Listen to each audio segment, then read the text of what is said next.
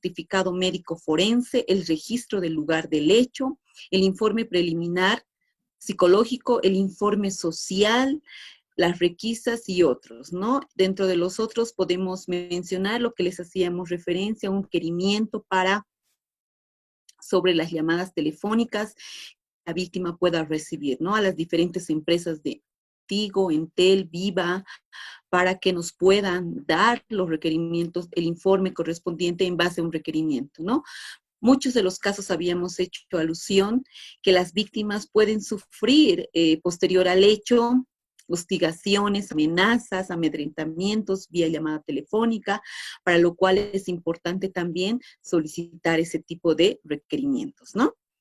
¿Qué hemos hecho alusión también? Importante va a ser durante nuestra etapa preparatoria identificar la posibilidad de la existencia de un hecho, identificar al presunto autor o partícipe.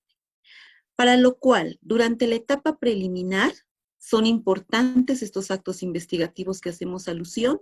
Asimismo, para pasar a la otra etapa que les hacía mención, a la etapa preparatoria, es importante que nosotros debamos obtener la imputación formal.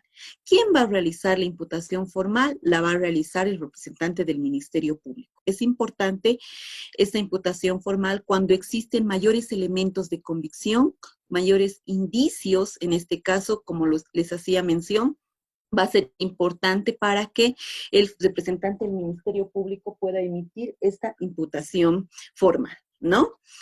Ahora, ¿qué pasa en el supuesto hecho de que nosotros no trabajamos durante nuestra etapa preliminar, durante nuestra etapa investigativa? No tenemos una declaración en Cámara GESEL, no tenemos un informe psicológico preliminar, social, ni un reconocimiento de personas, ni declaración de testigos. Solamente estamos con un certificado médico forense. ¿Será posible, existirá la posibilidad de que el representante del Ministerio Público emita una resolución de rechazo? Puede ser, ¿no? Porque no existen los elementos suficientes para poder elaborar una resolución de imputación formal. Más adelante veremos por qué se emite una resolución de rechazo y por qué nosotros no debemos llegar a esa situación, ¿no? Lo que nos concierne para esta presentación, para este curso especializado, estamos haciendo énfasis a los tipos penales de violación, violación de infante, niña, niño, adolescente, estupro y abuso sexual. Hemos hecho mención que es importante para nosotros llegar a una imputación formal, que el representante del Ministerio Público pueda emitir a través de una resolución fundamentada la imputación formal. Esto está establecido en el artículo 302 de la Ley 1173, que ha sido modificada por el Código de Procedimiento Penal. ¿Cuándo el fiscal va a emitir una imputación formal? Va a emitir cuando existan los indicios suficientes sobre la existencia del hecho. Hemos hecho alusión que no se juzgan delitos, se juzgan hechos, se investigan hechos, ¿no? Entonces, tienen que existir los indicios suficientes sobre la existencia del hecho y la participación del imputado, sea que Pepito Pérez haya participado en ese hecho determinado sobre un hecho de abuso sexual, un hecho de violación, un hecho de estupro o abuso sexual, ¿no? Es importante establecer la participación de Pepito Pérez. Con esta imputación formal, da curso a la audiencia de medidas cautelares. Vamos a desarrollar igual de la misma manera, porque es importante la audiencia de medidas cautelares, es donde va a establecer si existe una detención preventiva, una detención domiciliaria, o si va a gozar de algunas medidas sustitutivas a esta. Ahora, hacíamos mención a la resolución de rechazo. ¿Por qué el representante del Ministerio Público va a emitir una resolución de rechazo? Emite cuando el hecho no ha existido y que el delito, que no está tipificado como delito, el hecho. Que el imputado no ha participado en él. Que no se haya podido individualizar. Y hemos hecho alusión que en muchos de los casos, en la mayoría, en los casos de violación no solo participa una persona, hay casos en los que participan 3, 4, hasta 5 personas para cometer el hecho de violación. es importante individualizar el hecho, que cada persona, si Pepito Pérez cometió tal hecho, si Juanito Tito estaba realizando mientras Pepito Pérez cometía ese hecho, Juanito Tito estaba agarrando de las manos, debemos identificar los hechos. Por eso les hacía alusión que el trabajo de de la psicóloga o del psicólogo va a ser importante. ¿Por qué? Porque el momento de la entrevista que se tenga con la víctima debe precisar que Pepito Pérez hizo tal accionar, que Juanito Tito hizo tal accionar, ¿no? Entonces es importante establecer y determinar con precisión de qué manera cada persona, cada agresor ha actuado en el hecho, ¿no? Entonces, por eso es importante. Y si no se llega a precisar todo lo que les acabo de mencionar, el representante del Ministerio Público va a emitir una resolución de rechazo. Y lo que nosotros debemos evitar es esta resolución de rechazo. Es cuando nosotros no hemos trabajado de manera eficiente y eficaz en la etapa preliminar, en nuestra primera etapa preliminar donde debemos trabajar de manera eficiente y eficaz, tenemos esta resolución de rechazo, ¿no? Por eso es importante trabajar de manera adecuada desde la primera intervención que se tiene con la víctima de violencia sexual. Asimismo, si el representante del Ministerio Público establece la Ley 1173, el artículo 305, se puede objetar esta resolución y para lo cual se tiene el plazo de 5 días después de la notificación. Vale decir que el representante del Ministerio Público van a notificar con la resolución de rechazo. La víctima tiene el plazo de 5 días para objetar, ¿no?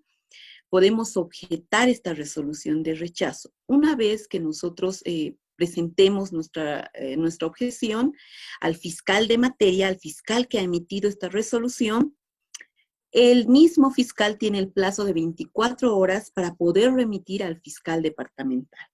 Ya será en una instancia jerárquica superior donde va a determinar aceptando o rechazando esta resolución de rechazo, ¿no? Y este fiscal departamental tiene el plazo de 10 días para poder pronunciarse sobre el mismo. He establecido con precisión los días para el procedimiento de esta objeción al rechazo, que es importante, ¿no? Bueno, ya hemos establecido por qué es una imputación formal, cuáles son los elementos y por qué se puede llegar a una resolución de rechazo. Hemos establecido que con la imputación formal vamos a determinar lo que establecen las medidas cautelares. La ley 1173 ha establecido y ha sido modificada al Código de Procedimiento Penal, el artículo 231 bis, en relación a las medidas cautelares. Las medidas cautelares establece el artículo 231 que lo último que puede decidir el juez, en este caso el juez de instrucción, es una detención preventiva. Previamente, establece la ley 1173, se pueden establecer otros requisitos a fin de llegar a una detención preventiva, ¿no? Hay muchas características y muchos elementos donde pueden favorecer y favorecen al imputado, como también hay otros elementos que favorecen a la víctima. Pero en este caso, la ley 1173 establece con precisión la objetividad, ¿no? El representante del Ministerio Público y el juez deben ser objetivos al momento de determinar la resolución correspondiente. ¿Qué establece el artículo 231 bis? Establece que para las medidas cautelares de carácter personal se debe establecer una fianza juratoria, un juramento donde van a establecer que evidentemente la persona, Pepito Pérez, en este caso, se va a someter al proceso, va a estar en toda la etapa investigativa que lo va a requerir el representante del Ministerio Público. Otra situación, la obligación de presentarse ante el juez o cualquier autoridad. Estoy haciendo alusión a estos puntos si es que el imputado se beneficia de alguna medida sustitutiva o de una detención domiciliaria, ¿no? Porque hemos establecido que la última que el último es una detención preventiva para la ley 1173. Establece esta ley 1173 que se deben tomar otras medidas para poder llegar a una detención preventiva, ¿no? La obligación de presentarse ante el juez o cualquier autoridad. Como muchos hemos establecido que esto va cuando el imputado realiza la firma correspondiente en un cuaderno para hacer el seguimiento de que el mismo se está sometiendo al proceso y de que incluso está ante el llamamiento de el llamado de la autoridad competente. Si no fuera esto ante el juez, establece que también puede ser ante el representante del Ministerio Público, ¿no? De la misma manera, lo que ustedes conocen, que es el biométrico, donde el imputado, el juez puede establecer cada semana, una vez al mes, 2 veces al mes, para que el mismo pueda hacer el seguimiento correspondiente y el biométrico correspondiente establecer en el Ministerio Público, ¿no? La obligación de someterse al cuidado o vigilancia. Esto es importante. ¿Por qué? Porque la ley 1173 establece que se tiene por parte del imputado la obligación de someterse a un cuidado o vigilancia por un efectivo policial, un custodio en este caso, de una persona o una institución determinada en las condiciones en las que la va a fijar, la va a determinar esta medida el juez. La prohibición de concurrir a determinados lugares. Esto es, en la mayoría de los casos, no puede concurrir el imputado ir a los bares, a las discotecas, a lugares de diversión, ¿no? Donde pueda hacer el consumo de bebidas alcohólicas. Eso es una prohibición para el imputado. La prohibición de comunicarse con personas determinadas. Esto va en relación a que el imputado, en la mayoría de los casos, como ustedes bien lo saben, los agresores pueden ser los progenitores, el padrastro, el tío, el abuelo, las personas cercanas del entorno familiar, ¿no? Entonces, el juez va a determinar la prohibición de comunicarse con la víctima, con la denunciante, con la querellante, con la persona que esté llevando el proceso como tal. La fianza personal o económica. Esto es importante. La fianza económica podrá ser prestada por el imputado o por otra persona mediante depósito de dinero, valores o constitución de prendas e hipotecas. Esta fianza económica se establece inclusive cuando hacemos alusión en la audiencia de medidas cautelares y el juez va a determinar la fianza económica, el poder establecer nosotros como abogados de la víctima cuál es el monto que se está fijando para esta fianza económica, ¿no? Muchos, y en alguno de los casos que yo he podido llevar, es donde el juez decía, bueno, se fija la fianza económica en contra del imputado, Pepito Pérez, y nunca establecía cuánto va a ser la fianza económica, ¿no? Entonces, cuando a momento de que el juez esté emitiendo la resolución correspondiente, nosotros debemos ser muy atentos a la escucha de cuánto está poniendo el monto determinado el juez, ¿no? De instrucción. La vigilancia del imputado mediante algún dispositivo electrónico para su rastreo, para su posicionamiento, para su ubicación física, sin costo para esto. Esto establece la ley 1173 y de seguro ustedes lo han escuchado en los medios de comunicación cuando establecía el Ministerio de Gobierno que se están elaborando estos dispositivos electrónicos para que muchos de los imputados puedan beneficiarse con una detención domiciliaria por esta situación de los centros penitenciarios, ¿no? Por la aglomeración, por la cantidad de personas que están, por el hacinamiento carcelario que existe. Por eso ha implementado ahora y establece con precisión la ley 1173 que va a ser importante estos dispositivos electrónicos. Si bien el imputado se va a poder gozar de una medida de una detención domiciliaria se podrá establecer este dispositivo electrónico. Pero ¿qué establece la ley más allá de que si se va a beneficiar de este dispositivo electrónico?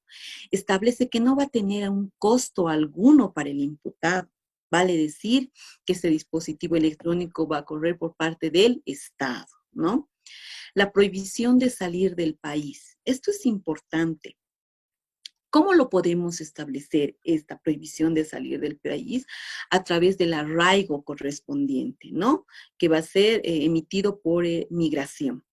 Este arraigo, esta prohibición de salir es cuando el imputado, Pepito Pérez, tiene la facilidad de poder salir del país, como uno de los casos que les hacía mención. El imputado es un peruano que ha cometido varios hechos de violación, pero que solamente lo estamos siguiendo por un caso de violación, ¿no? En donde él tiene la facilidad de poder ingresar, es de nacionalidad peruana, ingresar, tiene familiares y demás personas en el lado peruano, pero también tiene su familia en el estado boliviano. ¿Esta persona tendrá la posibilidad de poder salir del país? Por supuesto que sí. ¿Cómo nosotros podemos evitar esa situación? A través del arraigo que se solicita en migración, ¿no? ¿Qué establece también otra de las medidas, la ley 1173? Como otra medida está la detención domiciliaria.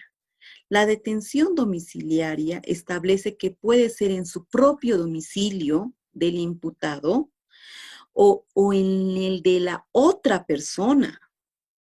O sea, establece ese parámetro más, esa ayuda más, la ley 1173. Antes, ¿qué se establecía? Que si bien se va a gozar de una detención domiciliaria, el imputado tendría que acreditar el domicilio correspondiente donde tenía su habitabilidad y habitualidad correspondiente, ¿no? Ahora, ¿qué le establece? ¿Qué le facilita al imputado? Es que pueda inclusive estar en otro domicilio que no sea de él, ¿no? Establece que no puede tener vigilancia o que puede tener, y eso lo va a determinar el juez o el tribunal. Si el imputado no puede proveer a sus necesidades económicas, necesita el sustento económico para su familia, no sé, para los hijos y demás, la juez puede determinar la salida laboral, ¿no? La salida laboral para el sustento económico del mismo. Y la última medida que va a determinar, establece la ley 1173, el artículo 231 bis, la detención preventiva.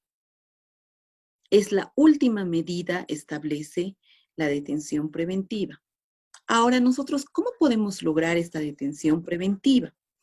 Es importante que nosotros podamos lograr en relación a la peligrosidad del imputado, a la situación de vulnerabilidad de la víctima, porque no olvidemos que los hechos de violencia, y en este caso de violencia sexual, por los delitos cometidos en contra de los niños, niñas y adolescentes, gozan el grado de vulnerabilidad. Son personas vulnerables, ¿no?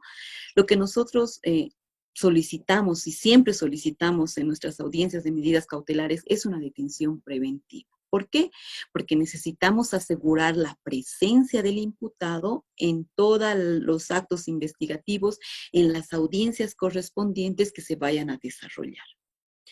¿Y qué establecen en las medidas cautelares? Para los requisitos para la detención preventiva, el artículo 233 de la ley 1173 establece que para una detención preventiva debe existir la convicción de que el imputado es con probabilidad autor o partícipe. Debemos establecer con precisión que es con probabilidad autor o partícipe del hecho. La convicción de que el imputado no se va a someter al proceso, va a existir la obstaculización del proceso, ¿no? Nosotros eso también debemos determinar.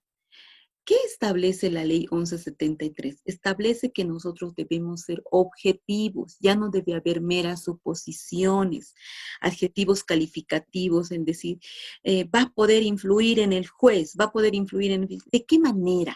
¿De qué manera nosotros debemos demostrar eso?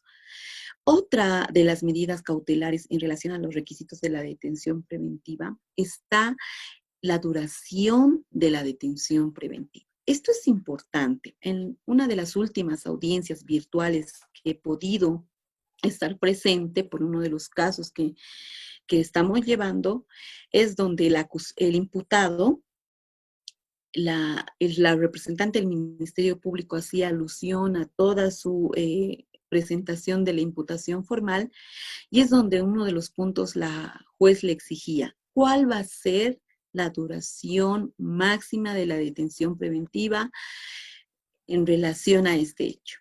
Y será la representante del Ministerio Público quien determine 5 meses, 4 meses, cuánto va a solicitar en relación a la detención preventiva. Ahora la ley 1173 establece cuánto tiempo usted, representante del Ministerio Público, solicita esta detención preventiva para los actos investigativos que son importantes, ¿no? Porque no olvidemos que las audiencias de medidas cautelares, ¿por qué es? ¿Cuál es su finalidad? La finalidad es que el imputado se asegure la presencia en todos los actos investigativos, en el desarrollo de cada acto investigativo. Anteriormente, con el Código de Procedimiento Penal, no se establecía cuánto tiempo, si bien se establece que durante la etapa preparatoria son los 6 meses, pero el imputado podía estar muchos más meses, ¿no?, en detención preventiva. Ahora, inclusive, la juez o el juez de instrucción que está llevando el proceso como tal, establece si le ha preguntado, ha consultado o la representante del Ministerio Público ha establecido, necesito 5 meses o 6 meses para la etapa investigativa, la juez de oficio va a fijar una posible fecha para ver la situación procesal del imputado, ¿no? Si bien va a determinar una detención preventiva, va a establecer con posterioridad a los 5 meses que solicita el representante del Ministerio Público, va a fijar una fecha para una posible modificación de la medida cautelar.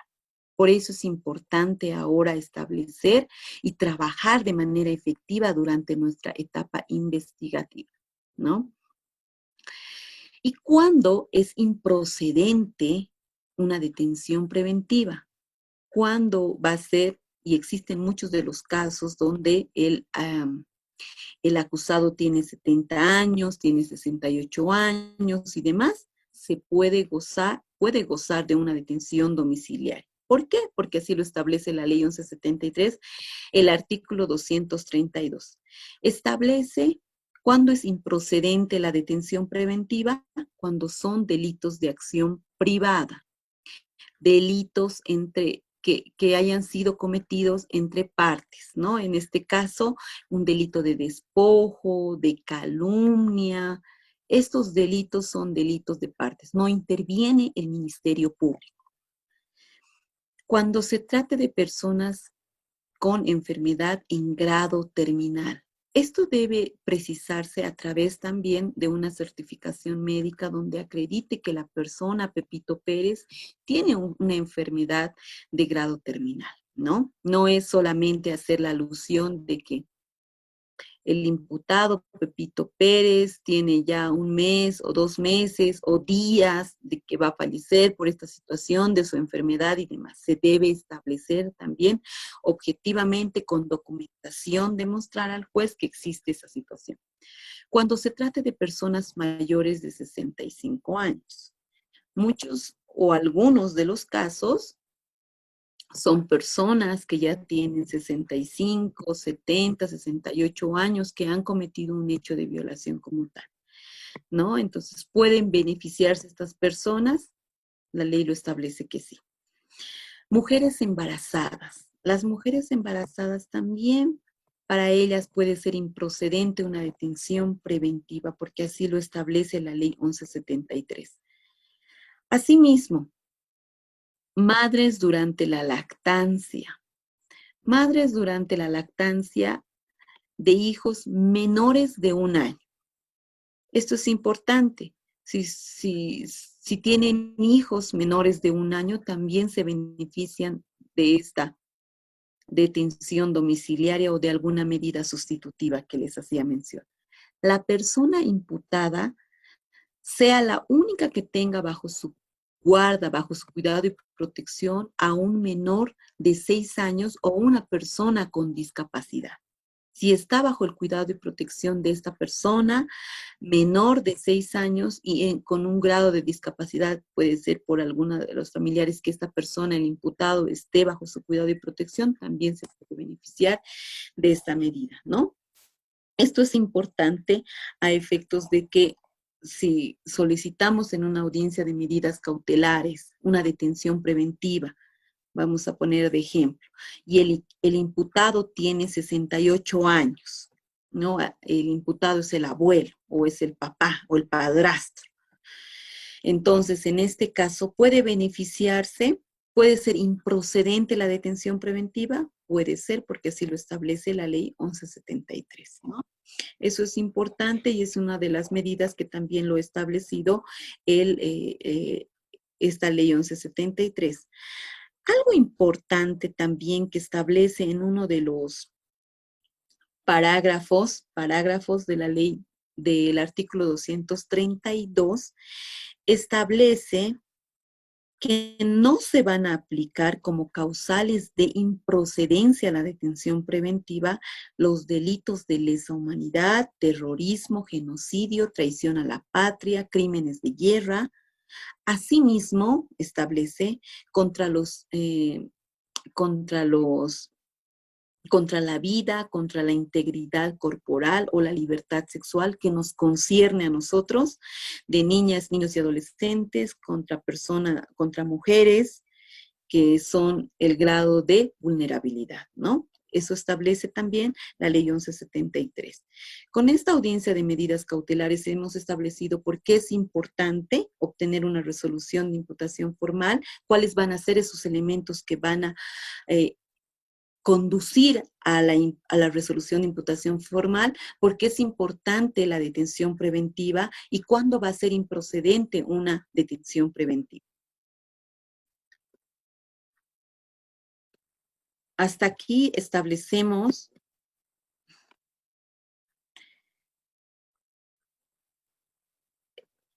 que es importante la detención preventiva para nosotros, esa solicitud. ¿Por qué? Porque necesitamos que el imputado, que la persona que ha sido imputada por un delito de violación, de abuso sexual, estupro o violación de infante, niña, niño o adolescente, necesitamos la presencia del mismo, necesitamos que esté presente en todos los actos investigativos. Otro de los elementos de la detención preventiva es la convicción de que el imputado es con probabilidad autor o partícipe del hecho que se ha cometido. Eso es importante. La convicción de que el imputado no se va a someter al proceso y va a obstaculizar el mismo. La ley establece estos dos parámetros fundamentales que han sido modificadas al Código de Procedimiento Penal. Establece cómo se puede demostrar un peligro de fuga y cómo se puede establecer un peligro de obstaculización. El peligro de fuga es cuando el representante del Ministerio Público va a hacer alusión de que el imputado Pepito Pérez no tiene familia constituida, no tiene un domicilio, no tiene un trabajo establecido. Si no se tiene esto, también establece la ley 1173 que objetivamente se debe demostrar que no hay familia, no hay trabajo, no hay domicilio, para lo cual objetivamente se demuestra que el mismo riesgo es subsistente. Las facilidades de abandonar el país. El caso que les hacía alusión de este peruano que había cometido este hecho de violación, ¿tenía la facilidad de poder abandonar el país? Por supuesto que sí. ¿Cómo nosotros lo hemos demostrado en nuestra audiencia de medidas cautelares? A través de un flujo migratorio. ¿Cómo hemos obtenido? A través de un requerimiento fiscal, ¿no? El flujo migratorio que se ha podido establecer, hemos demostrado al juzgador para que pueda ver objetivamente que evidentemente Pepito Pérez, en este caso el peruano que les hago mención, tenía la facilidad de poder ingresar y salir de nuestro país, Bolivia, ¿no? Eso es que de manera objetiva debemos demostrar al juzgador. Actos preparatorios de fuga. El imputado, en este caso, puede realizar estos actos preparatorios de fuga, el poder escaparse, huir si se beneficia de alguna detención domiciliaria, como el caso que les hacía alusión. Esta persona que es de nacionalidad peruana había cometido ya varios hechos de violación, varios, ¿no? Y de los últimos ha sido que una de las víctimas ha podido decir qué es lo que ha pasado, porque esta persona era quien captaba a las adolescentes para el trabajo doméstico, el trabajo en casa, ¿no? Y es que de eso se aprovechaba esta persona de las adolescentes, ¿no? Les hacía ingerir algún estupefaciente para que las mismas quedaran dormidas en cualquier el momento del día, ¿no? Porque ellas eran las trabajadoras del hogar. Entonces, eso es importante. ¿Cómo podemos establecer? Con la investigación, inclusive durante nuestra etapa preliminar, qué actos investigativos vamos a solicitar. Y lo último, el peligro para la sociedad, para la víctima o para la denunciante. ¿Cómo podemos establecer este peligro para la sociedad, para la víctima, para la denunciante? Vamos a poner un ejemplo, el caso puede ser un profesor, una persona que ha estado el cuidado y la educación que le brindaba a los estudiantes, ha cometido un hecho de violación. ¿Es un peligro para la sociedad? Por supuesto que sí, porque está en contacto con los otros niños, está en contacto y ha tenido la facilidad de poder realizar este hecho. ¿Por qué? Porque estaba en contacto directo con los demás niños vulnerables. Para la víctima, porque ha sido su estudiante. Para la denunciante, la ley 1173 establece también ahora si es un peligro para la denunciante. ¿De qué manera debemos fundamentar? ¿De qué manera es un peligro para la denunciante? Anteriormente, con el Código de Procedimiento Penal, no se establecía este peligro para la denunciante. Ahora se ha ampliado, ¿no? Si hay un peligro para la denunciante, también se debe precisar el porqué. Ese es el peligro de fuga. El peligro de obstaculización lo establece el artículo 235 de la ley 1173. Establece que el imputado pueda destruir, modificar, ocultar, suprimir, falsificar elementos de prueba. Nosotros debemos establecer con precisión de qué manera Pepito Pérez va a destruir, va a modificar, va a ocultar, va a suprimir, va a falsificar. En uno de los casos que también hemos llevado nosotros ha sido el agresor un policía que tenía contacto con los camaradas, en este caso de la FELCB y demás. Hemos podido establecer, ¿no? Que él era un uniformado policial, que él tenía conocidos en la FELCB, asimismo tenía también de alguna manera el contacto directo con algunos fiscales correspondientes. Entonces nosotros objetivamente debemos demostrar eso, que el imputado amenace o influya negativamente sobre los partícipes. Este término amenace, esta palabra amenace, anteriormente en la ley, con el Código de Procedimiento Penal, no había. No se establecía el término amenazar, solamente era que el imputado influya negativamente. ¿Por qué me parece importante esta palabra amenace?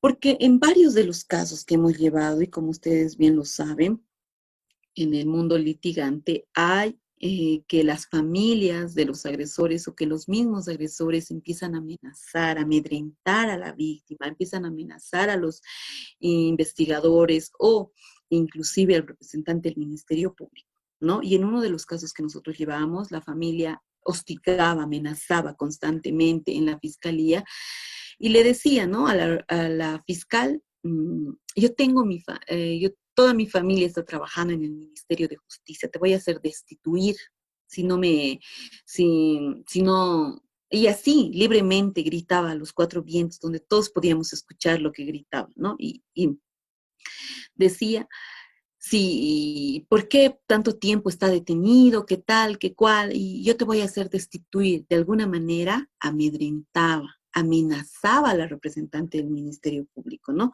Ahora la ley 1173 establece, si existen esas amenazas, sea a los operadores de justicia, o sea que por terceras personas se esté amenazando o el imputado pueda inducir a amenazar, de esa manera también podemos demostrar que existe un peligro de obstaculización, como en el ejemplo que les hacía alusión. Hasta aquí estamos avanzando lo que es la detención preventiva, el peligro de fuga, el peligro de obstaculización. Ahora, algo importante. Durante todas las presentaciones hago evidencia de que es importante establecer y diferenciar qué es un indicio, qué es una evidencia, qué es una prueba y por qué debemos establecer con precisión cada uno de los términos. Porque ustedes son especializados en el área y no es posible que un abogado o que una psicóloga o que la trabajadora social establezca, ya tengo la prueba fundamental, la prueba que es el certificado médico forense y la cámara GESEL y el informe psicológico, ya tenemos las pruebas. ¿Serán pruebas? No, hemos establecido que son indicios. Durante nuestra etapa preliminar, durante nuestra etapa investigativa, al inicio de nuestra etapa investigativa, vamos a denominar indicios. Los indicios son los actos, hechos, circunstancias y efectos a partir de los cuales se puede inferir la existencia de otros hechos a través del razonamiento y la lógica. Estos indicios son importantes, los vamos a denominar durante la etapa preliminar. La etapa preliminar abarca la investigación de 8 días ampliables a 60 días. Durante la etapa preparatoria se van a denominar estos indicios evidencias. ¿Y qué son las evidencias? Las evidencias son los medios que permiten la aceptación o rechazo de un hecho. Provienen de testimonios, objetos, documentos, antecedentes, etcétera, y que demuestran o aclaran o confirman los hechos. Esto es importante. Durante nuestra etapa preparatoria, todo lo que nosotros podamos colectar van a ser evidencias.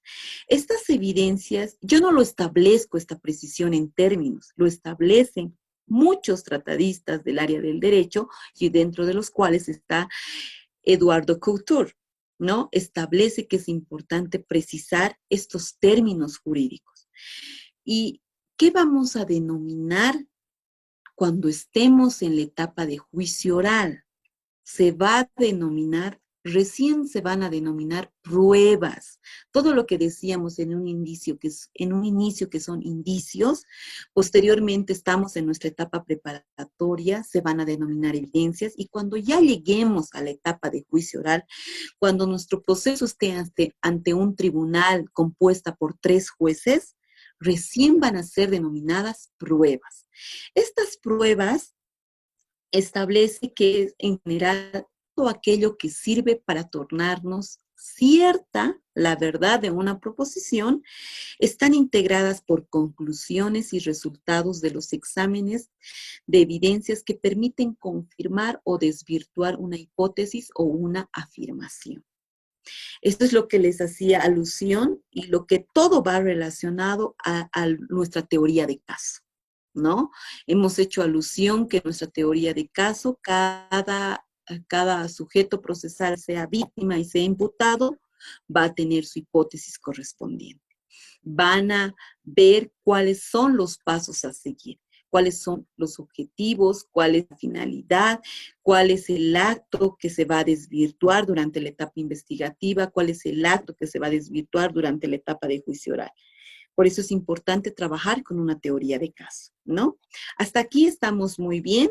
Sabemos de lo que es una etapa preparatoria, sabemos que es importante una audiencia de medidas cautelares, qué es una imputación formal, qué es una resolución de rechazo, cuándo procede la resolución y por qué es importante hacer alusión a estos términos, ¿no?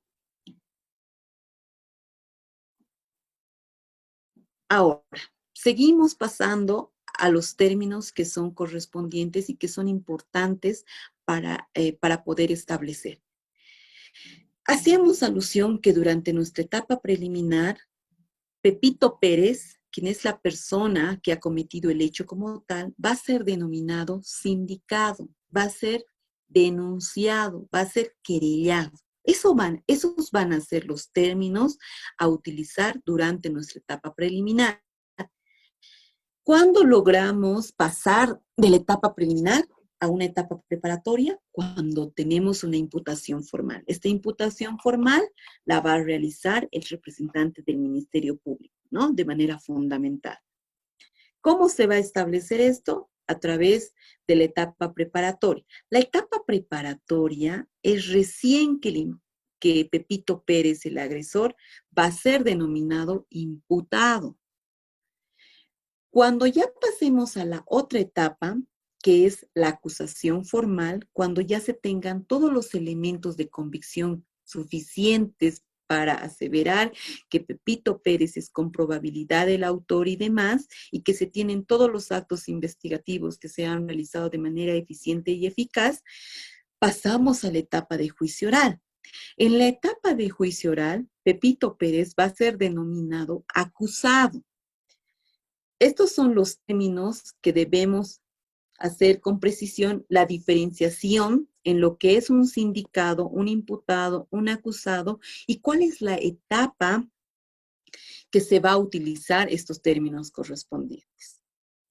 Ahora, durante nuestra etapa preliminar, hacíamos alusión que los actos investigativos que se va a realizar como un inicio es el certificado médico forense, la declaración en cámara Gesell, el informe psicológico, el informe social, el reconocimiento de personas, el desfile identificativo, el registro del lugar del hecho y, si es posible, la declaración de los testigos de cargo y de descargo de parte de la víctima o del sindicato. Va a ser importante todos estos actos investigativos.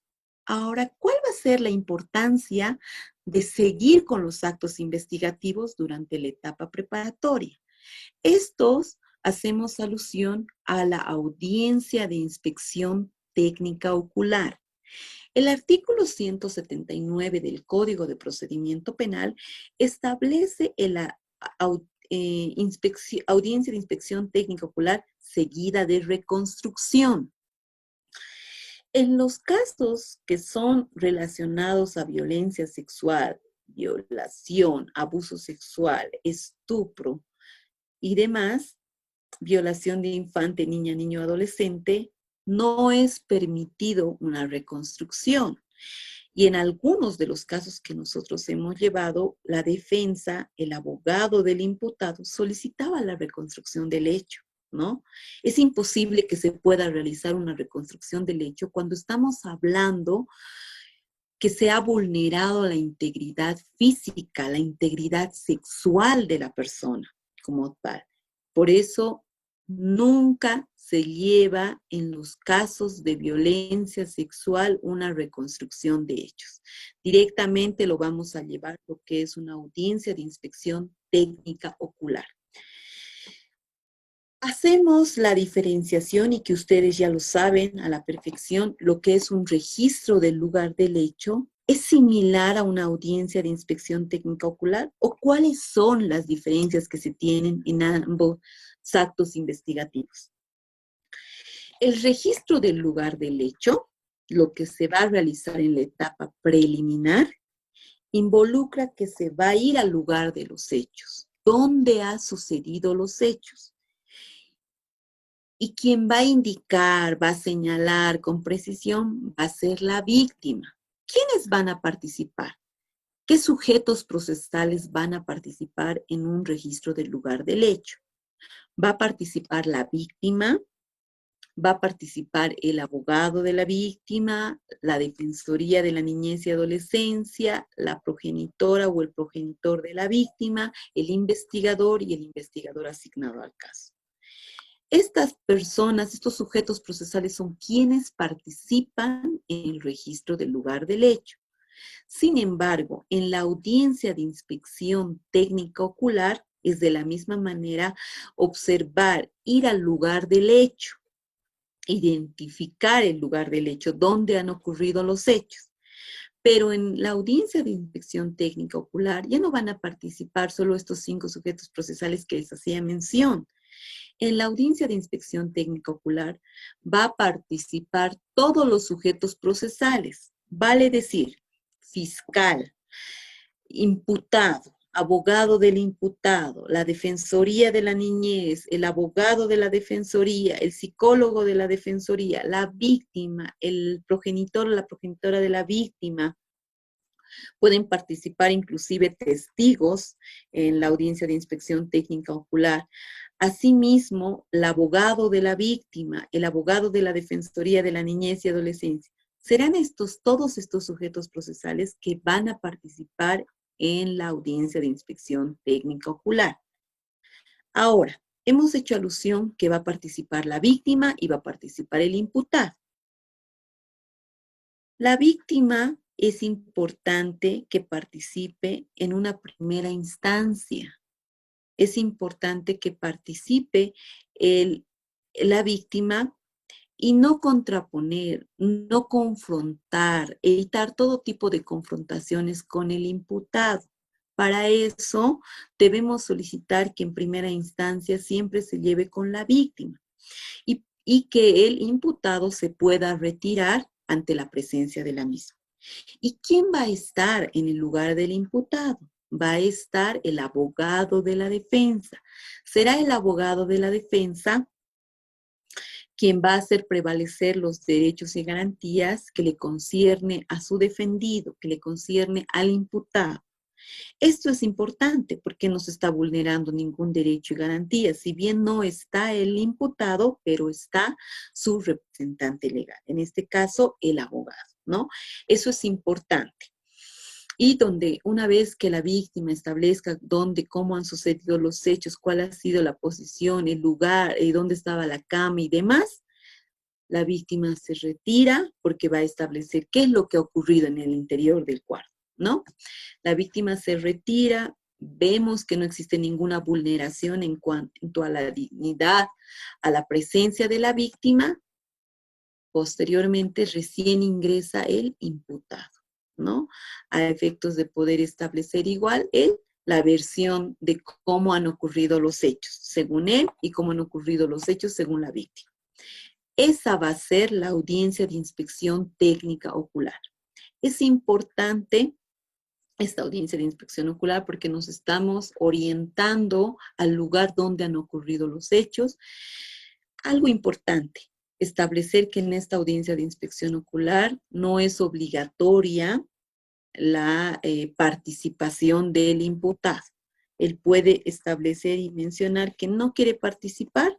Se debe respetar esa situación, esa determinación que establezca el imputado, pero debe estar presente en lo que va a desarrollarse esta audiencia de inspección ocular, sin la participación del mismo, ¿no? Otro acto investigativo importante es la pericia psicológica. En la pericia psicológica vamos a poder establecer si existe estrés postraumático, si existe el daño a la víctima, el daño psicológico, si existe credibilidad de testimonio, si existe influencia del entorno familiar. Todo eso vamos a poder solicitar a través de un memorial, citando un requerimiento al representante del Ministerio Público, ¿no? Esta pericia tiene los pasos a seguir que lo vamos a desarrollar igual y por qué es importante el poder solicitar una pericia psicológica en los casos de violencia sexual. La pericia biológica. La pericia biológica se va a establecer como en uno de los casos que también hemos llevado ha sido cuando, y he compartido con ustedes, cuando el agresor o los agresores, en este caso eran 5 personas, se turnaban, ¿no? Para cometer el hecho de violación. La víctima hacía alusión que solo tomó un vaso de refresco y no recordó absolutamente nada de lo sucedido. A través de lo que se ha trabajado en la etapa preliminar, en la primera etapa preliminar para poder obtener el certificado médico forense, la valoración que le ha dado a la misma, cuando la misma ha mencionado que no recordó absolutamente nada, que lo único que recuerda es ella el momento en el que ha empezado a reaccionar, porque los chicos estaban mofando, estaban echando trago en el cuerpo desnudo de ella, obviamente, y que la tenían atada, ¿no? Entonces es en ese momento que la víctima ha podido recobrar el conocimiento. El perito ha podido tomar las muestras correspondientes, sea en sangre, sea en orina y demás, para posteriormente establecer también que si en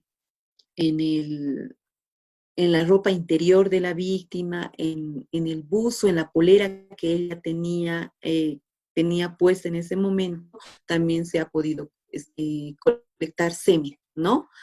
Esta pericia biológica ha sido importante porque en la pericia biológica nos ha podido establecer el perito en biología que evidentemente que esas manchas que parecen sangre, que parecen manchas blancas, eran semen, ¿no? Entiendo que quieren participar algunas personas. Por favor, les rogaría que lo vamos a hacer al finalizar de la presentación por la situación de tiempos, ¿ya? Vamos a dar el paso para la participación de Reina, que en este caso está Doctora, levantando la mano. doctora, perdón, es que no sale la diapositiva en la pantalla y ya salí como 3 veces y volví a ingresar y no carga, no sé si será la señal o hay otros también que no lo ven. Muchas gracias, Reina. Mil disculpas. ¿Estamos bien o no podemos? Yo no Fabiola, puedo ver la pantalla. Yo sí puedo verla, pero tal vez los demás no. Te sugiero que puedas dejar de compartir y volverlo a compartir. perfecto. Gracias.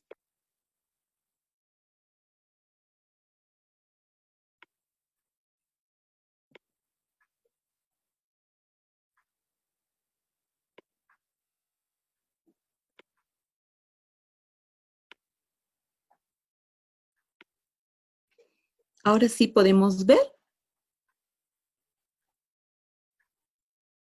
Sí, yo puedo ver, pueden. Estimada Reina, ahora sí podemos ver. En el Sí, chat doctora, indican que ya sí se pueden puede. ver. Gracias, mil Muchas gracias. gracias. Mil disculpas. Eh, bueno, ¿en qué estábamos? En la pericia biológica, ¿no? Entonces, esas manchas se ha podido establecer que evidentemente eran manchas de semen, ¿no? Ahora, en este caso, en este ejemplo que les hago alusión, han participado 5 personas. Será la pericia genética quien va a determinar a quién corresponde. Corresponde a Pepito Pérez, corresponde a José Tito, corresponde a Pedro Álvarez, corresponde a Pablo Alberto y demás, ¿no? Entonces es importante la pericia genética para poder establecer con precisión a quién corresponde este tipo de semen, este tipo de manchas de sangre y demás. En la pericia toxicológica, había hecho alusión en este caso particular que la víctima no recordaba absolutamente nada de lo sucedido. Como no recordaba nada de lo sucedido, ha sido una alerta, obviamente, hasta para el médico forense Y a través de lo que se ha podido colectar sangre y orina de la misma, se ha podido establecer y se ha precisado en la pericia toxicológica que la víctima ha sido encontrada con alguna sustancia, en este caso con diazepam, ¿no? Cuando establecemos que se ha encontrado alguna sustancia tóxica, en este caso diazepam, se ha podido establecer la coherencia que tiene el relato de la víctima, porque la víctima hacía alusión, absolutamente no recuerdo nada de lo que pasó. Lo único y lo último que recuerdo es que mi mejor amiga me presentó a este Pepito Pérez y fue este Pepito Pérez que me invitó, obviamente, un vaso de refresco, donde posteriormente no recuerdo nada, ¿no? Ahí iba la coherencia en que no recordaba nada de lo sucedido por el transcurso de horas, ¿no? Ella recobró la conciencia al día siguiente, en horas de la mañana, cuando todos los agresores estaban consumiendo bebidas alcohólicas y, como les decía, estaban mofando de ella, le echaban trago y uno por uno empezaban a violarla, ¿no? Entonces, eso se ha podido establecer con la pericia toxicológica. La pericia informática, otro de los casos que también hemos patrocinado, ha sido cuando los agresores, en este caso eran 4 los agresores y una chica también, una de las mejores amigas, han consumido bebidas alcohólicas. Evidentemente la víctima en este caso ha mencionado, sí, yo quería ir a compartir con mi mejor amiga, pero la intención no era que las demás personas o estas personas puedan violarme, puedan agredirme a mí, ¿no? Yo sí quería divertirme, pero esta no era la finalidad. Agarraron, consumieron bebidas alcohólicas, ella menciona que tomó de 4 a 5 vasos, posteriormente no recuerda nada, perdió el conocimiento y demás. A momento en el que ella era su primera vez que estaba consumiendo las bebidas alcohólicas, era que los agresores ya un poco mayores que la víctima y que los amigos de la mejor amiga eran un poco mayores, es donde han empezado a grabar, ¿no? Todo lo que estaba ocurriendo, como uno de ellos cometía el hecho de violación, la otra persona, cómo se turnaban y empezaron a grabar. Entre ellos mismos estaban grabando. ¿Cómo podríamos establecer con una pericia informática? Esto ha sido importante porque nosotros hemos solicitado que se puedan secuestrar los celulares, porque en uno de los momentos la víctima hacía alusión. Yo recuerdo como en sueños que habían celulares que me estaban alumbrando y pienso que me estaban grabando, pero no sé si me estaban grabando, ¿no? Entonces nosotros hemos pedido el secuestro de los celulares y evidentemente los agresores habían estado grabando cómo estaban sucediendo los hechos, ¿no? Y no satisfechos con eso, le introdujeron algunos objetos más a la misma para cometer estos hechos. ¿Cómo se ha podido determinar todo esto? A través de una pericia informática, el desdoblamiento de todo lo que se ha podido capturar en las imágenes, en los videos, fotografías que han podido tomar también. Lo hemos solicitado ante el Instituto de Investigaciones Técnicas Científicas de la Universidad Policial, el ITCO, ¿no? Hemos hecho alusión también que el artículo 75 de la Ley 1173 ha establecido que el Instituto de Investigaciones Forense, el IDIF, y el Instituto de Investigaciones Técnicas Científicas de la Universidad Policial son reconocidas legalmente por la Ley 1173, donde establecen algo importante, que estas pericias que se van a realizar son gratuitas. El turno de la tarde hacían esa pregunta. ¿Y estas pericias, cuáles son los costos que se tienen para la realización de las mismas? Pues hago la respuesta de que si bien son instituciones que son avaladas y respaldadas por el Estado, estas pericias son gratuitas. Más aún cuando se tratan de hechos de violencia sexual o violencia en general, las pericias que vayan a realizar ambas instituciones son gratuitas, ¿no? El otro acto investigativo que podemos realizar durante la etapa preparatoria es el anticipo de prueba. este anticipo de prueba, ¿qué establece? El anticipo de prueba vamos a solicitar en relación a la declaración de la víctima. Un anticipo de prueba se realiza cuando un acto es irreproducible. Irreproducible hago mención en relación a la declaración de la víctima. ¿Por qué? ¿Será necesario que la víctima vaya una y otra vez a contar todo lo sucedido, vaya al tribunal y en algunos de los tribunales, les comento como experiencia propia, que los tribunales solicitaban la presencia de la víctima? Solicitaban que la víctima esté presente y pueda manifestar ante el tribunal todo sobre lo sucedido, ¿no? ¿Qué establece el artículo 307 del Código de Procedimiento Penal en relación al anticipo de prueba? El artículo 307 del Código de Procedimiento Penal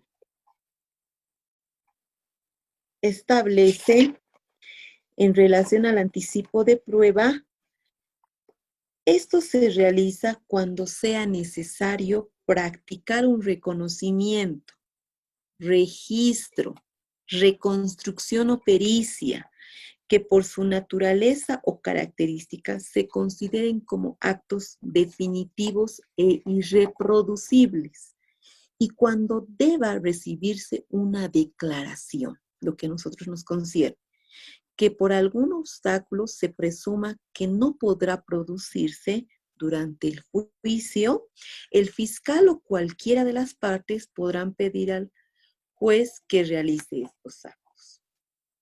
Ahora, quiero hacer la diferenciación y como en la anterior presentación ustedes consultaban si era importante y cómo es la declaración en cámara Gesell. Declaración en cámara Gesell es un acto investigativo. El anticipo de prueba es otro acto investigativo similar a cámara Gesell, pero no es el mismo acto investigativo. ¿Por qué? Porque en la declaración en cámara Gesell van a participar solamente la víctima, va a participar el abogado de la víctima, la Defensoría de la Niñez, la víctima, el abogado de la Defensoría, el psicólogo, el progenitor o la progenitora de la víctima.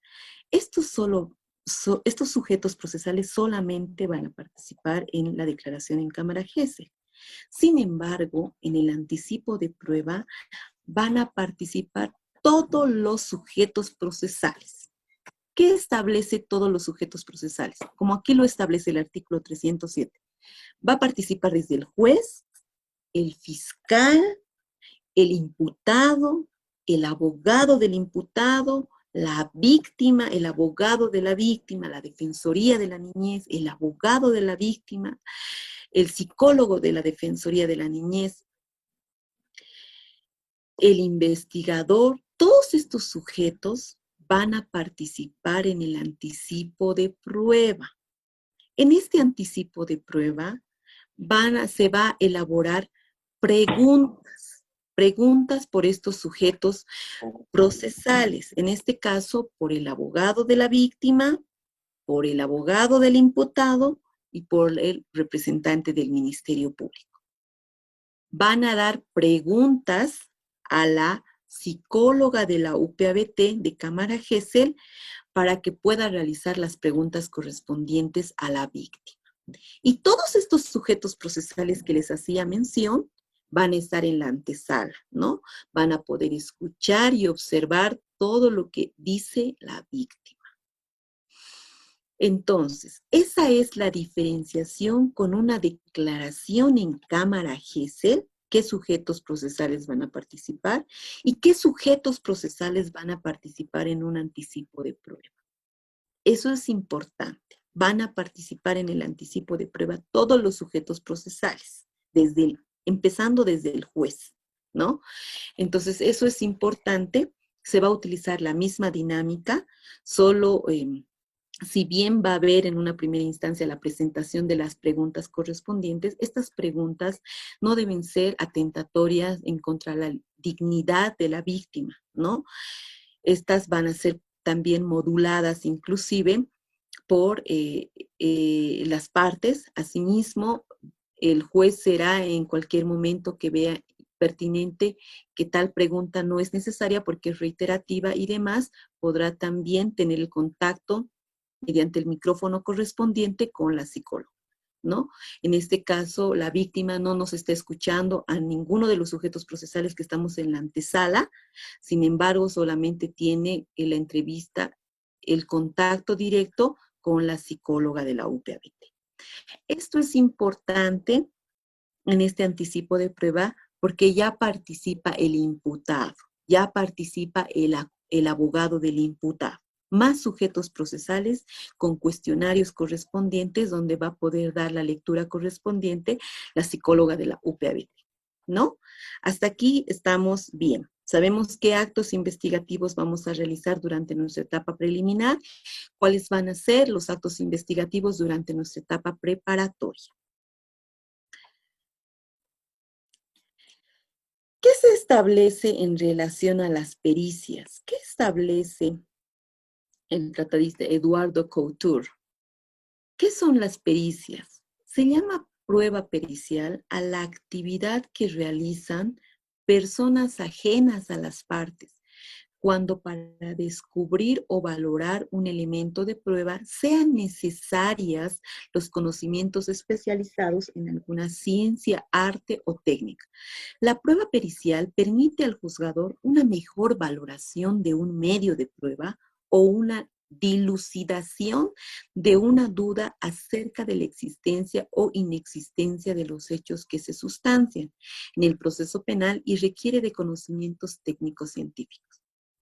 Vale decir que un perito, este profesional, es ajeno a las partes, tiene conocimientos especializados, sea en ciencia, arte o técnica, tiene el momento de poder hacer la valoración correspondiente. Asimismo, esta persona, este profesional, requiere y tiene conocimientos técnicos científicos. Esto es importante y será este profesional quien va a poder elaborar esta pericia correspondiente, ¿no? Ahora, abarcamos lo que es la pericia psicológica. Hemos hecho alusión, ¿cuáles son los pasos importantes para una pericia y por qué es importante la solicitud? Desde la solicitud, el requerimiento, las notificaciones correspondientes. Con la pericia psicológica, el primer paso importante que se necesita para poder tener y para poder solicitar la pericia psicológica va a ser importante siempre que la víctima haya realizado su declaración en cámara Gesell, ¿no? Lo aconsejable es poder ir por esa vía principal. Si bien ya se tiene una declaración realizada por el psicólogo de la Defensoría, también va a ser importante que la víctima haya pasado por la declaración en cámara Gesell. ¿Cómo se va a realizar? ¿Cómo?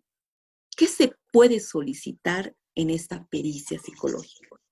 Este es uno de los memoriales y algo importante. Nosotros podemos precisar, establecer qué queremos que se determine, qué queremos que realice el perito como tal. Si la víctima solamente va a solicitar determinar la credibilidad de testimonio en relación al hecho, ¿podemos solicitar solamente eso como punto de pericia? Por supuesto que sí. Y la parte de la defensa también puede proponer otros puntos de pericia. Por eso es importante notificarle al imputado, a la defensa, con la solicitud de los puntos de pericia. ¿Por qué? Porque el mismo puede estar de acuerdo en el plazo de 3 días con el punto de pericia que ha solicitado la víctima o puede aumentar más puntos de pericia. En este caso, el abogado del imputado puede solicitar determinar la existencia o inexistencia del daño psicológico, si existe estrés postraumático, síntomas o secuelas de la agresión sexual. Otro punto puede poner también determinar la existencia de trastornos relacionados con el tipo de agresión. Otro punto puede ser si existe la influencia del entorno familiar de la víctima, ¿no? Entonces, indistintamente, la parte víctima puede proponer estos puntos de pericia o puede proponer solamente un punto de pericia y la parte de la defensa también puede proponer otros puntos de pericia, va a ser importante, ¿no? No por el hecho de que la parte imputada pueda solicitar otros puntos de pericia, no se le va a dar lugar, por supuesto que sí. El fiscal dará lugar también a sus puntos de pericia. Una vez que se tiene ya el requerimiento fiscal con todos los puntos de pericia, se va a solicitar esto que sea dirigido al Instituto de Investigaciones Forense o al Instituto de Investigaciones Técnicas Científicas de la Universidad Policial. Hemos establecido con precisión que la Ley 1173 hace alusión que estas dos instituciones son las llamadas por ley para poder elaborar las pericias correspondientes. Otra situación es la designación del perito. Va a ser importante también y serán estas instituciones quienes van a designar el perito correspondiente o puede la parte también de la víctima proponer qué perito puede realizar esta pericia psicológica. Los puntos de pericia de manera precisa y el señalamiento de día y hora de juramento de perito. Hacíamos alusión a este señalamiento de día y hora de juramento de perito, que la ley 1173 ha establecido que ya no es necesario el juramento de perito. ¿Por qué? Porque los peritos antes, para cada pericia que iban a realizar de diferentes personas, tenían que realizar su juramento de perito y demás. La ley 1173 establece que al momento de tomar posesión del cargo como perito, los peritos hacen juramento y será ese juramento suficiente para poder realizar todas las pericias correspondientes de los diferentes casos, ¿no? Eso establece la ley 1173, ha sido modificado ese aspecto. Otro punto, este requerimiento fiscal con los puntos de pericia que hago alusión, es importante que sean notificadas a las partes. Vale decir, debe ser notificada al imputado, debe ser notificada a la Defensoría de la Niñez, debe ser notificada a la parte víctima, ¿no? Por intermedio de sus abogados. Dejar el requerimiento es importante porque el requerimiento va a ser dejado en la dependencia de la unidad de custodias y evidencias donde hacen la recepción de solicitudes en el Instituto de Investigaciones Forenses, ¿no? Va a ser importante también los antecedentes del caso y la coordinación, esto directamente ya con el perito correspondiente. Los peritos siempre nos van a solicitar antecedentes del caso, en este caso de la etapa investigativa. Si se ha realizado, si se tiene certificado médico forense, informe psicológico, qué actos investigativos se han realizado.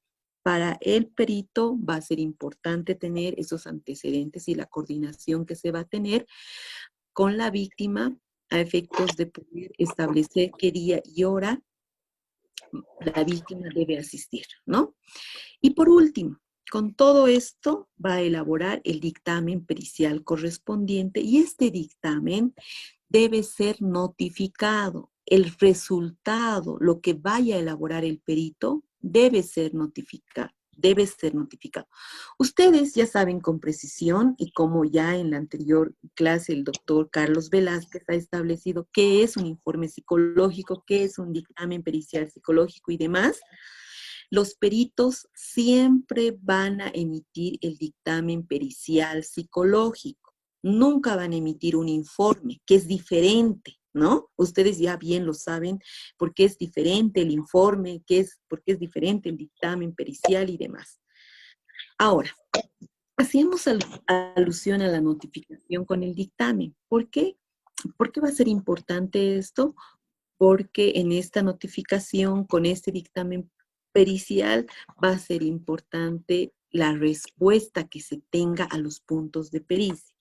En este caso se ha establecido uno de los puntos de pericia si el testimonio de la víctima es creíble. ¿Y qué se establece? ¿Qué pone el dictamen pericial como ejemplo? Respondiendo al primer punto de pericia sobre grado de credibilidad, se establece que dicho testimonio es creíble, ¿no? De acuerdo a los criterios que establece el perito. Segundo punto de pericia, ¿existen posibles daños psicológicos que tuviera la víctima? Ha pedido la parte imputada o nosotros hubiéramos pedido indistintamente. Responde el perito, no existe la totalidad de síntomas para diagnosticar el estrés, un trastorno de estrés postraumático. No se evidencia un daño psicológico. Eso es lo que ha dado respuesta el perito. Como otro punto, ¿existen posibles secuelas y o daños de los cuales usted como perito pueda advertir de las evaluaciones psicológicas? ¿Qué establece el perito? Se debe mencionar que la menor presenta indicadores de abuso sexual, de acuerdo a los parámetros establecidos sobre los hechos, ¿no? Esta es la respuesta que le da el perito en base a su dictamen pericial. ¿Será importante? Por supuesto que sí. Por eso hago alusión que con la finalidad, cuando emite este dictamen pericial psicológico el perito, será el investigador especial quien deba notificar a las partes para el conocimiento del resultado de esta pericia psicológica. Bueno, con esto hemos llegado a la finalidad de la primera parte, lo que es la etapa preparatoria. No sé si tenemos preguntas, dudas, sugerencias, si la presentación estuvo clara y creo que tenemos preguntas, ¿no? Bueno, vamos a empezar con la participación o prefieren que dé lectura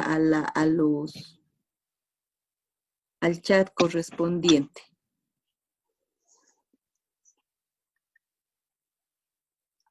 ¿Tenemos preguntas? Buenas noches, doctorita, ¿me escucha? Claro que sí, estimada Cecilia, le escucho muy bien. Respecto, el día martes justamente hacían una consulta respecto al informe psicológico. Y es que, por ejemplo, si una de las partes, bueno, la parte de la víctima en realidad, no estuviera, no avalara el informe psicológico emitido por el psicólogo forense, se podría solicitar otra intervención con un psicólogo particular. ¿Y qué validez tendría o se mantendría el informe oficial del psicólogo forense? ¿Cuál constituiría de mayor valor como prueba? Ya, ¿usted está haciendo alusión al primer informe si no tuviera valor, estimada Cecilia? Sí, hago referencia, por ejemplo, el doctor, el licenciado Carlos, perdón, mostraba al principio un informe psicológico muy mal hecho, que no tenía nada de estructura, digamos.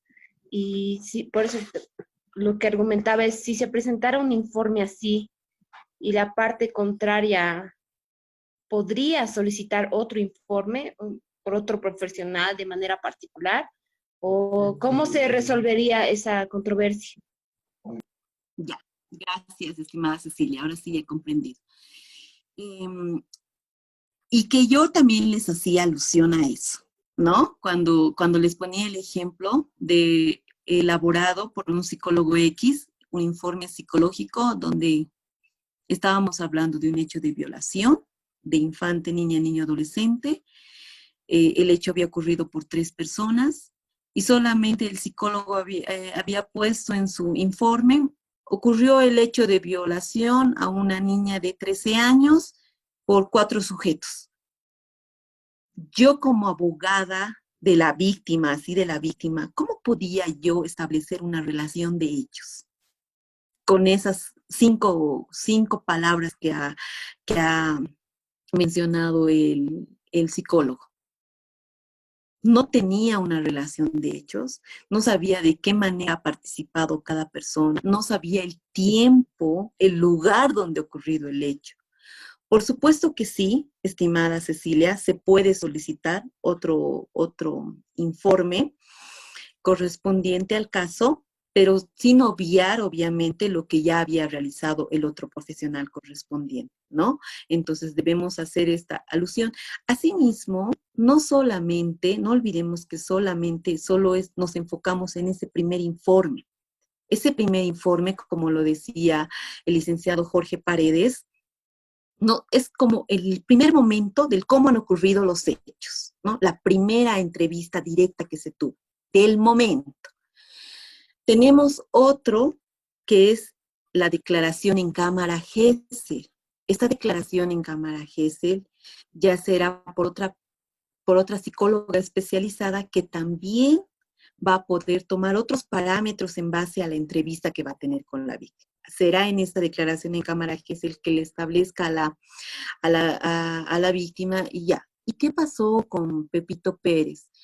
Es que él no estaba haciendo esto, mientras Pablo Tito estaba haciendo esto, y el otro se estaba riendo, tantos, ¿no? Entonces, por eso va a ser importante, por eso les decía, en la pericia psicológica, importante los antecedentes del caso, desde la primera intervención que se ha tenido con la víctima. Esto es el informe psicológico. Ahora, usted me hacía alusión, ¿podemos solicitar otro informe psicológico? Estimada Cecilia, usted decía, ¿podemos solicitar otro informe psicológico? Se puede solicitar porque así también lo establece la ley la ley 548, el Código Niña, Niño, Adolescente, donde establece que cualquier profesional especializado en el área puede realizar un informe psicológico, ¿no? Podemos tener de la Defensoría, podemos tener por una persona particular, siempre y cuando sea especializado en el área. Espero haber respondido, estimada Cecilia, la pregunta que usted tenía. Adelante, Ahora sí, Mauricio, me quedó más escuchamos. claro. Gracias, doctorita. Muchas gracias. Estimado Mauricio, lo escuchamos. Doctora, buenas noches. Buenas noches. Doctora, una consulta. Bueno, usted indicó de que lo que estamos buscando en un primer momento es encontrar una imputación formal, ¿no es cierto? Sí. Y lo que estamos, o sea, lo que recurrimos es buscar una detención preventiva. Sin embargo, con la nueva ley 1173, indica que la detención preventiva es la última medida cautelar impuesta al imputado. La pregunta sería, ¿cuál sería su estrategia como abogada si en el caso para que una persona sea detenida preventivamente debe haber una probabilidad de autoría, cosa que entendemos que esto va a corresponder a la potestad del Ministerio Público o a petición del querellante? Pero para determinar el peligro de fuga u obstaculización, usted muy bien sabe de que el hecho de que probar el domicilio, el trabajo de una persona, si en el caso de, usted mencionó un ejemplo del peruano, que es fácilmente de indicar de que no radica acá en la ciudad de La Paz, ni mucho menos en Bolivia, y su domicilio quedaría allá. Por tanto, sería un poco difícil probar el domicilio de esa persona. Por tanto, ¿cómo probaríamos nosotros, toda vez de que indica el artículo 231 que la carga de la prueba nos corresponde a nosotros, el peligro de fuga u obstaculización para que de esta manera podamos alcanzar una detención preventiva? Muchas gracias, estimado Mauricio. Usted lo dice, y como lo hemos desarrollado, la última medida es la detención preventiva. Ahora, ¿cuál va a ser mi estrategia de caso? ¿Cuál va a ser mi teoría de caso? ¿Qué estrategia en litigación lo voy a desarrollar yo? Vamos a seguir este caso que les hacía de esta persona peruana. ¿Cómo hemos demostrado nosotros, no? De que él tiene residencia, de que él es peruano y demás. Objetivamente hemos demostrado que evidentemente su familia, él ha demostrado que tiene una familia, pero que la familia era de nacionalidad peruana. Él es peruano, ¿no? Él vivía y vive en el departamento de La Paz, pero sin embargo, paralelamente, nosotros hemos solicitado mediante requerimiento el flujo migratorio. Y en el flujo migratorio, obviamente que hemos obtenido las salidas constantes que realizaba. No constantes, pero podría decir una vez al mes, una vez cada 3 meses. Entonces, hemos podido obtener esa certificación correspondiente. Hemos podido establecer que si bien tiene familia esta persona, pero tiene las facilidades de poder abandonar el país. ¿Y cómo le vamos a demostrar a usted, señor juez, que esta persona tiene la facilidad de poder abandonar el país? En primera instancia, el señor Pepito Pérez es de nacionalidad peruana. En segunda instancia, le mostramos de manera objetiva ante su autoridad y que ha sido obtenido mediante un requerimiento fiscal este flujo migratorio, donde se establece que Pepito Pérez, si bien no han sido el ingreso y salida de semana a semana, pero sí tenemos los ingresos y salidas correspondientes del mes anterior, de hace 2 meses anteriores, por lo cual esta persona, Pepito Pérez, tiene la facilidad de poder abandonar el país. Asimismo, se establece como otra de las medidas, situaciones en relación al peligro de fuga, si tiene un trabajo establecido. Él mismo ha establecido que es un comerciante que vende celulares, que no tiene un lugar establecido en el mismo, que solamente hace la venta de celulares de manera directa, pero que no se establece con precisión si evidentemente, señor juez, esta persona, Pepito Pérez, se dedica a la venta de celulares, ¿no?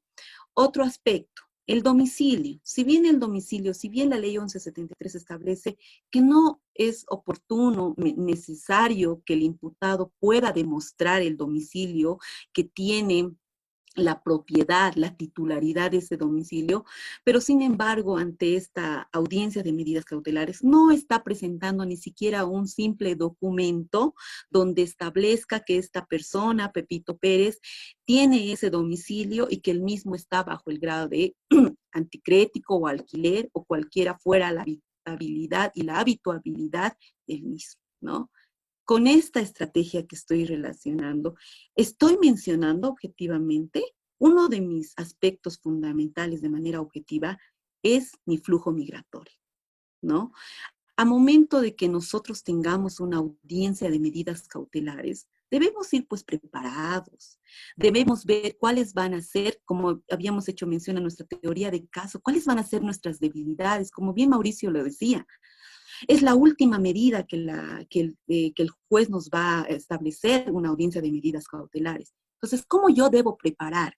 ¿Cuál es mi debilidad y cuál es mi fortaleza en esta audiencia de medidas cautelares? Mi fortaleza es haber obtenido este requerimiento fiscal, donde evidentemente hago alusión y demuestro objetivamente que hay esas salidas correspondientes de país a país, ¿no? Ese es mi lado fuerte. Y mi lado débil, ¿cómo es? Estoy haciendo una mera suposición, y lo voy a aceptar, estoy haciendo una mera suposición de la venta de celulares, ¿no? O sea, no sé si tiene un puesto fijo, pero yo estoy haciendo alusión a que la persona evidentemente se dedica a la venta de celulares, pero no sabemos si es cierto y evidente dicho aspecto, ¿no? Debemos reforzar nuestras debilidades, estimado Mauricio, a momento de la audiencia de medidas cautelares. Y como bien lo establece la ley 1173, ahora nos pide que seamos objetivos. Ya no es que señor juez va a abandonar el país. Ya, el juez va a abandonar el país, pero ¿cómo va a abandonar el país? ¿Usted cómo me dice que va a abandonar el país? ¿Cómo me demuestra a mí, juez, que yo no sé nada de este proceso, que Pepito Pérez va a escapar del país? Va a huir del país, ¿no? Entonces eso es importante. Debemos ser nosotros también trabajar con eficiencia y eficacia a momento de una audiencia de medidas cautelares.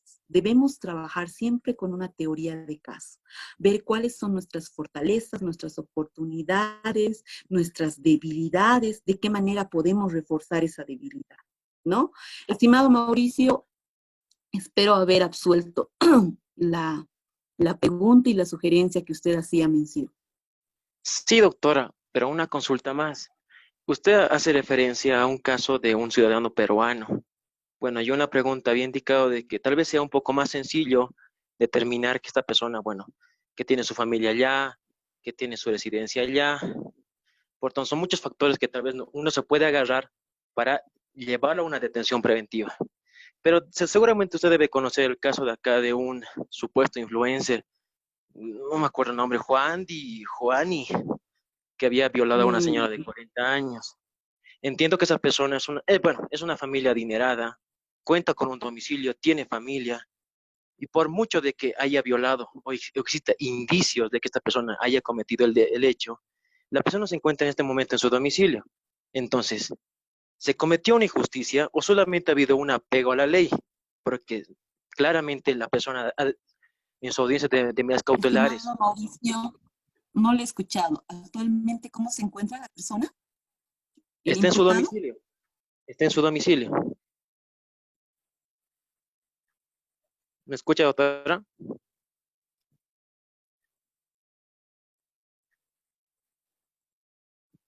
¿Aló? Sí, lo escuchamos, Mauricio. Es por eso, Doc, de que la persona en este momento, bueno, es una familia que tiene dinero, tiene familia, tiene un domicilio, por tanto desvirtúa todo el tipo, lo que es el riesgo de fuga. Por tanto, al no configurarse este presupuesto, la persona no estaría sometida a una detención preventiva. Por tanto, no es que existió una injusticia o como muchas personas refieren, sino de que desde mi punto de vista hubo un apego a la nueva ley 1173, pero desde su punto de vista, los abogados de la víctima, ¿qué fundamentos tendrían que haber realizado para que esta persona que cometió, o bueno, supuestamente existen indicios o probabilidad de que haya violado, para que ésta sea sometida a una detención preventiva? Ya. Me gusta esa pregunta y esa respuesta que me da a la vez usted. A veces nosotros los profesionales y la sociedad en general em, pensamos que con la detención preventiva ya hemos logrado una sentencia, ya hemos logrado que el agresor, el imputado en este caso, ya tiene una sentencia. Y no es así. La primera parte que se logra, o la finalidad de esta audiencia de medidas cautelares, es lograr la presencia del imputado en todos los actos investigativos. Y dentro de una de las medidas gravosas que establece es la detención preventiva. Ahora, en el caso en el que no tuviéramos una detención preventiva, porque no es una sentencia como tal, es parte del proceso como tal, si no tuviéramos una detención preventiva, la ley lo establece. Existe una fianza es una fianza económica. En la fianza económica se debe establecer el monto que se solicita si esta persona se va a beneficiar, como lo ha establecido Mauricio, se va a beneficiar con una detención domiciliaria, se debe solicitar en la audiencia de medidas cautelares, si bien va a beneficiar de esta manera la fianza económica, ¿no? La fianza económica va a ser para poder, a efectos de que el imputado pueda huir, escapar, lo demás, la fianza económica va a fijar el juzgador. Esta fianza económica la fija de acuerdo a la razonabilidad y a la proporcionalidad que el juzgador va a determinar. Hace la fianza económica o fija la fianza económica de 50,000, de 30,000, de 20,000, es de acuerdo a esto, ¿no? Entonces establecemos, como Mauricio, yo sé que intenta llegar a que nosotros parte víctima, muchas veces decimos es que no es posible, lo que nosotros debemos obtener es la detención preventiva. Por supuesto que sí. Nosotros en muchos de los casos y con experiencia podemos hacer alusión que muchos de los casos de violación en un 99% apenas se han beneficiado de esta detención domiciliaria, han huido del país o han huido del Departamento de La Paz. No sabemos su paradero. Muchos de los casos que han sido violaciones o han sido abusos sexuales por algún u otro motivo, muchos, digo, no todos, ¿no? De los agresores han huido, han escapado a la primera oportunidad que han tenido y se han podido beneficiar de una cesación a la detención preventiva, han escapado, ¿no? Entonces, por eso para nosotros, cuando estamos hablando contra la integridad corporal, contra la libertad sexual, contra la vida de esta persona, de esta niña, de este niño o adolescente que haya sufrido este hecho de violencia sexual, es importante justicia para él, ¿no?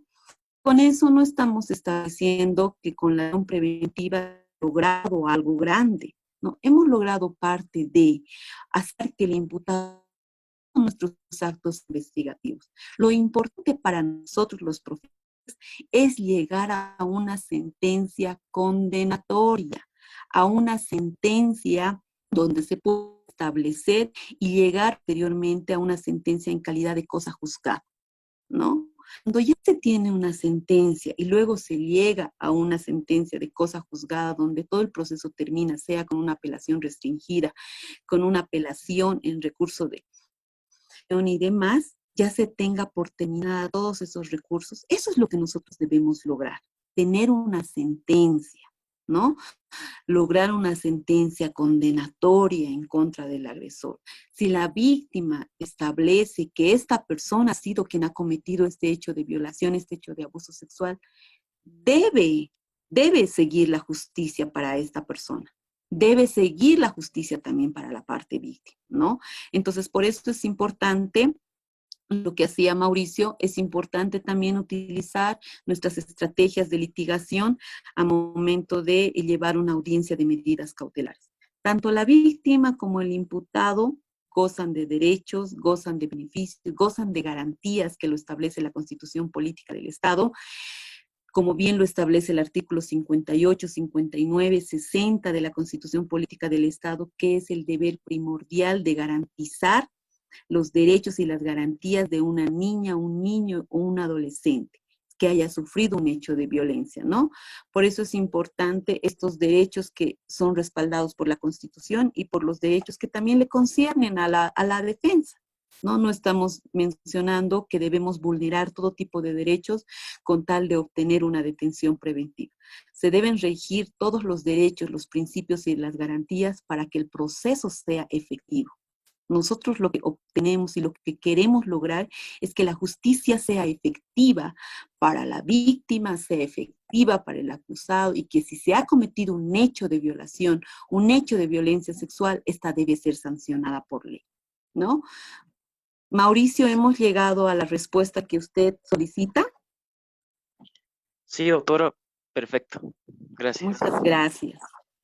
Ya, creo que no tenemos más preguntas, pero sin embargo vamos a pasar a Doctora, nuestra estimada Paola. Adelante, estimada Eliana, la escuchamos. doctora, ¿cómo está? Buenas noches. Una consultita. Acerca de la etapa preparatoria, tengo una consulta. En la etapa preparatoria, ¿se puede presentar un perito de parte? ¿Y ante quién se podría presentar si es que se diera este caso? ¿Ante qué autoridad podríamos presentar la solicitud o cómo es el tratamiento de este? Ya. Muchas gracias, estimada Eliana. El perito de parte podemos presentar directamente quien tiene el control de la investigación, es el representante del Ministerio Público, ¿no? Solamente en el juzgado de instrucción vamos a presentar que es el controlador de los derechos y garantías de ambas partes, sea víctima y sea imputado, va a ser quien va a controlar que todo el proceso durante nuestra etapa preparatoria vaya correctamente como establece el procedimiento. En este caso, lo que menciona, estimada Eliana, la presentamos y la solicitamos directamente al representante del Ministerio Público. Y si queremos ofrecer este perito de parte en la etapa de juicio oral, ya será directamente ante el tribunal de sentencia en nuestra acusación, en la acusación de la parte víctima que vamos a presentar, ¿no? Esto hacemos alusión también a los consultores. Si queremos nosotros queremos que consultores participen durante nuestra etapa de juicio oral, la presentamos en nuestra acusación de la parte víctima. Eso va a ser importante. Muchas gracias, Eliana, por su pregunta. Paola Viviana Nibarro establece cuál es la diferencia entre la pericia biológica y la pericia genética. En la pericia biológica, estimada Paola, se establece, como hemos hecho alusión, a las manchas o a la posibilidad de las evidencias que se puedan establecer sobre manchas de sangre, sobre manchas que parezcan semen. Va a precisar en la pericia biológica si esas manchas son sangre, son manchas de semen o qué tipo de manchas son. La pericia biológica nos va a determinar con precisión. Esas manchas blancas que parecían que nosotros podemos decir, ¿no? Que parecía semen, no, había sido de una taza de leche. Esas manchas rojizas que veíamos que parecía marcador, no, había sido sangre. ¿Quién va a determinar eso? En la pericia biológica.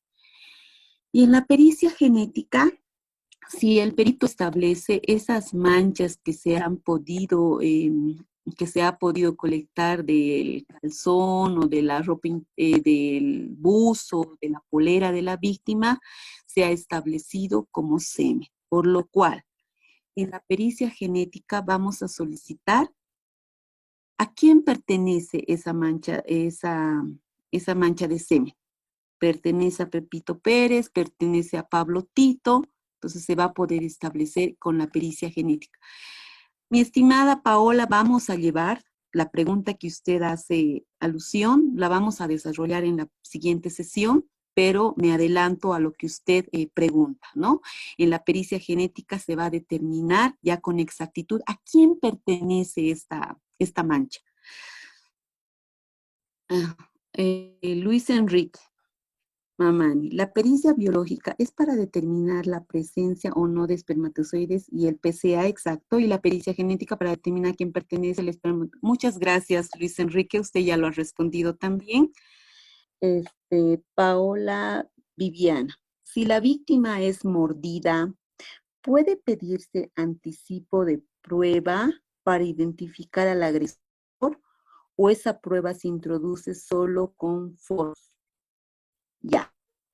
De las mordidas, estimada Paola, también el médico forense, mediante las colectas que las hacen con los hisopados correspondientes, puede ser que en esas mordidas puedan encontrar salivas del agresor, ¿no? Entonces también va a ser importante la colección que realice médico forense a efectos de posteriormente pasar por la pericia biológica. Se hace el mismo procedimiento a lo cual usted hacía la pregunta. Y estas mordidas pueden producir moretones o las sugilaciones que les hacía mención en las anteriores sesiones. Si existen las sugilaciones correspondientes, si existen hematomas en el cuerpo y demás, será el médico forense quien va a establecer días de incapacidad. Establecerá 2, 5, 10 días de incapacidad de acuerdo a la gravedad de lo que el médico forense pueda establecer. ¿Qué pasa con el himen complaciente? Recientemente hemos tenido una ponencia del doctor Omar Pacajes, quien es un médico forense, que por cierto, ¿no? Todos nuestros profesionales que llevan un caso de violencia sexual actualmente se benefician de este tipo de ponencias, de expositores externos que les capacitan constantemente sobre todo lo relacionado a hechos de violencia, ¿no? ¿Y qué hacía mención este doctor Omar Pacajes? Hacía mención que existen diferentes tipos de ímenes. Y el himen complaciente es donde no se puede establecer con precisión, porque yo la voy a decir en palabras sencillas, porque técnicas no podría utilizar y tal vez podría utilizar de manera incorrecta, ¿no? Lo que hemos podido comprender es que el himen complaciente vuelve otra vez a la normalidad y es con dificultad el poder establecer cuál ha sido el desgarro correspondiente. Pero sin embargo, si el hecho ha ocurrido dentro de las 72 horas o hasta los 7 días, establece que en este himen complaciente se pueden encontrar algunos tipos de hematomas, ¿no? Y nos hacía gráficamente, nos mostraba gráficamente cuáles son los hematomas que puede sufrir el himen, ¿no? Entonces, todo esto lo va a precisar y lo puede precisar este médico forense, pero nos establecía que de esa manera también se puede determinar que si bien hay un himen complaciente, no se está, y si la víctima establece que ha sufrido un hecho de violación como tal, no se puede descartar el hecho como tal, ¿no? Para eso también existen otras pericias correspondientes que van a respaldar. Y él muy bien lo decía. En uno de los casos que había llevado, el hecho ha ocurrido dentro de las 72 horas y decía, ¿no? El himen era complaciente, pero hemos realizado los hisopados correspondientes, decía, y se ha podido detectar que ha habido la presencia de espermatozoides, lo cual ha dado lugar a que el hecho como tal era un hecho de violación y que se ha podido colectar el semen correspondiente del agresor, ¿no? Entonces, depende mucho del trabajo, cómo nosotros podamos realizar como profesionales, depende mucho si la víctima va a hablar sobre los hechos que ha ocurrido en el lugar o cuando hayan ocurrido los hechos, ¿no? Si la víctima, el himen es complaciente y la víctima habla después de 2, 3 meses, ¿será lo mismo? ¿Podremos conseguir casi los mismos resultados que cuando actuamos dentro de las 72 horas o dentro de días? Por supuesto que no, ¿verdad? Entonces, mientras más rápido actuemos con nuestra investigación y más aún cuando la víctima hable sobre un hecho de violación como tal, nuestro accionar como profesionales debe ser trabajar de manera eficaz. Bueno, esto creo que hemos concluido, ya no hay más preguntas.